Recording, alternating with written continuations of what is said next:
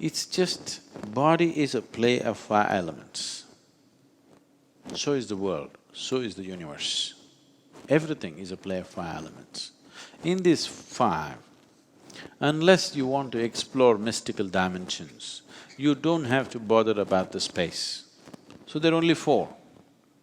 Among the four, 72% of your body is just water. Another 12% is earth, you know. Only 12% of your body is actually earth. Largely it is water, so that's 84%. Another 6% is air.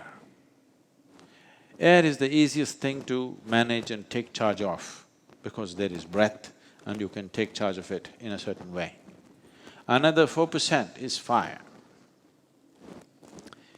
Taking mastery over fire could do many things to you, but because you are householders living in family situation, you don't have to take charge of fire. You can keep it as it is, sometimes you can burn somebody a bit. You need it, right? You're married.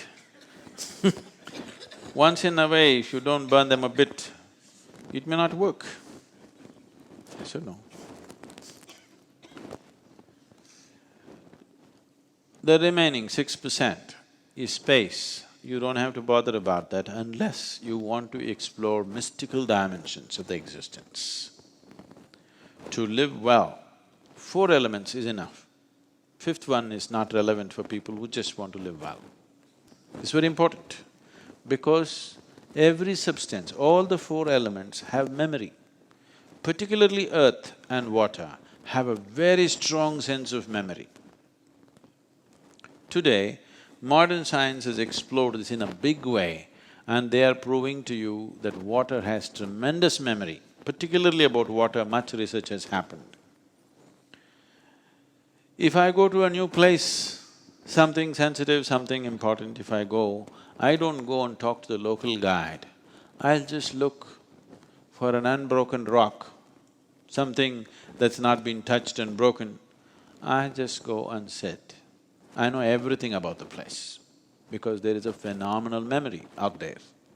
So with water, and water behaves in a certain way depending upon what type of memory it carries. It's from this, people are going to consecrated spaces or temples and dying for a few drops of water because the water has the memory of the divine. They want that water to get into them, that's what tirth means. Tirth means water which has the memory of the divine. You want that water which has a good memory to go into you. So, always your grandmothers were aware of this. They told you if somebody gives you water, first you must look at their face, not what they're giving you. Somebody gives you something to eat, don't look at the food, look at the person. How are they giving it? They need not chemically poison this. Just with the emotion and thought, things can go bad. So this is no more a grandmother story. This is scientifically proven now that this happens, that water has memory. You can either turn this sweet or make it bitter with your rubbish. If you can cause sweetness and bitterness for the water which is in this tumbler, can't you do this to the water that is here? So if you just make the waters within you sweet, you will become 72% okay. Okay? Another 12% of earth if you do, 84% you're doing great. Air, if you maintain it, 90% you're doing great. Fire, if you want to purify, it's much more work, it takes much more to purify the fires in you.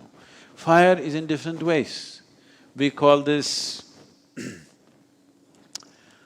there are various aspects of fire.